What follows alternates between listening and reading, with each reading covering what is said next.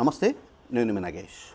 తిరుమల శ్రీ వెంకటేశ్వర స్వామి వారి పాదాల దగ్గర ముంతాజ్ హోటల్ నిర్మాణానికి ముఖ్యమంత్రి చంద్రబాబు నాయుడు గారు అధికారులతో మాట్లాడి మార్గం సుగమం చేశారు. సో గతంలో వైఎస్ఆర్ కాంగ్రెస్ పార్టీ అధికారంలో ఉన్నప్పుడు ఒబెరాయ్ సంస్థకు తిరుపతిలో 7 స్టార్ హోటల్ కట్టడానికి అప్పటి ధర్మకర్తల మండలి టీటీడీ భూమిని లీజుకి ఇచ్చింది. సో ఈ భూమిలో ఒబెరాయ్ సంస్థ ముంతాజ్ అనే పేరుతో 7 స్టార్ హోటల్ కట్టడానికి పనులు ప్రారంభించింది. ఈ 7 స్టార్ హోటల్ పరిధిలో స్పాలు, ఆ తర్వాత నాన్ వెజిటేరియను, ఆ తర్వాత బార్లు, రకరకాలు ఇవన్నీ కూడా ఎంటర్టైన్మెంట్కు సంబంధించి అన్నీ ఉంటాయి.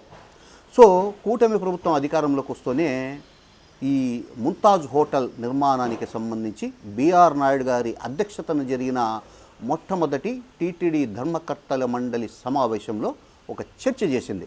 సో ఈ ముంతాజ్ హోటల్ అనేది అన్యమతానికి చెందిన హోటల్ కాబట్టి టీటీడీ ఆ సంస్థకి ఇచ్చిన భూమిని రద్దు చేస్తున్నాం, దాన్ని వెనక్కు తీసుకుంటున్నాము అని చెప్పేసి అప్పట్లో ధర్మకర్తల మండలి ప్రకటించింది.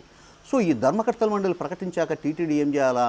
ఈ ల్యాండ్కు సంబంధించి వెనక్కి తీసుకోవడానికి అవసరమైన ప్రాసెస్ చేయాలా? ఆ ప్రాసెస్ మాత్రం చేయలేదు, అట్లే హోల్డ్లో పెట్టారు.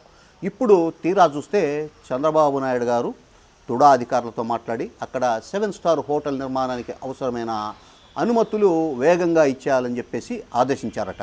సో టీటీడీ కూడా ముఖ్యమంత్రి గారు జోక్యం చేసుకుని ఆ హోటల్ నిర్మాణానికి అవసరమైన అనుమతులు ఇమ్మని తుడాను ఆదేశించినప్పుడు ఇక టీటీడీ వాళ్ళు కూడా ఆ ల్యాండ్ను వెనక్కి తీసుకునే అవకాశం లేదు. సో ఇప్పుడు వీళ్ళు ఏం చేశారంటే ముంతాజ్ అనే ఒక పేరు తీసేసి ఒబెరాయ్ సంస్థ తన సంస్థ పేరు మీద హోటల్ నిర్మాణం ప్రారంభించింది. సో అక్కడ 7 స్టార్ హోటల్కు సంబంధించి స్పాలు, ఆ తర్వాత ఈ వైన్ షాపులు, బార్లు, నాన్ వెజిటేరియన్ హోటళ్ళు, ఎంటర్టైన్మెంట్ అన్నీ A to Z ఉంటాయి.